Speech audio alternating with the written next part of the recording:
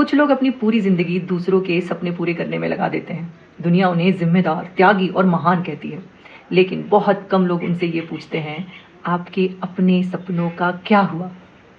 मेरे पापा अपने परिवार के सबसे बड़े बेटे थे। सिर्फ 16 साल की उम्र तक उन्होंने अपने पिता की खराब सेहत और घर की जिम्मेदारियों का संघर्ष देखा और 17 साल की उम्र में परिवार की सेवा करने के लिए, देश सेवा के लिए आर्मी ज्वाइन कर ली। उन्होंने अपने भाई बहनों के लिए जितना संभव था, अपनी माँ के लिए जितना संभव था, उतना फाइनेंशियली और इमोशनली सहारा दिया।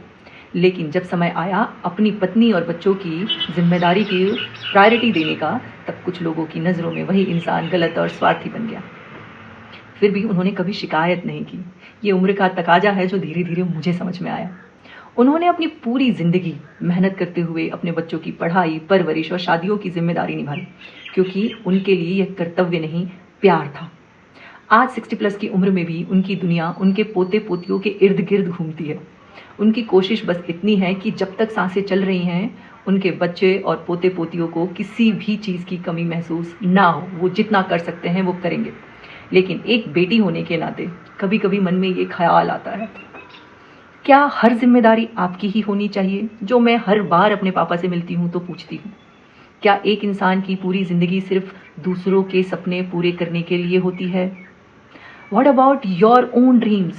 What about the goals you once had for yourself and your life partner?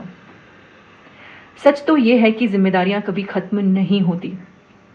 अगर आप हर किसी का बोझ उठाते रहेंगे तो लोग मना भी नहीं करेंगे।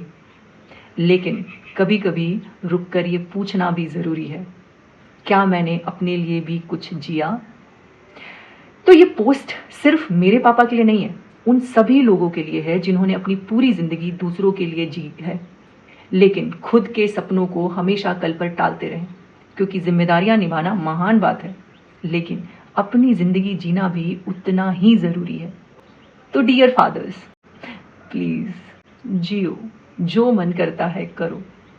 भूल जाओ बेटे बेटियों को, वो अपनी ज़िंदगी जी लेंगे और जी रहे हैं। बस आप अपना और अपनी वाइफ का ख्याल रखो। लव यू पापा।